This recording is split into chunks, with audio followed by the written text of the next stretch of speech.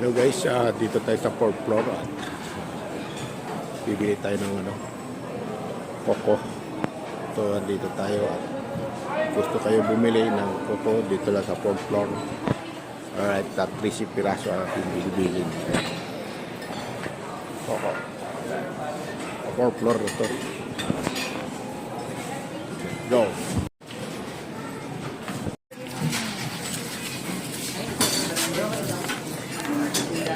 30 piraso. Waiting time 20 to 25 minutes. Yan. Inform ko lang po sila sa waiting time 20 to 25. Dito to. 20 to 25 minutes po. 30 piraso. So guys, nakuha ko na, na-pick up ko na yung coco. Ayan, ang ganda ng packaging nila. Ganda, packaging.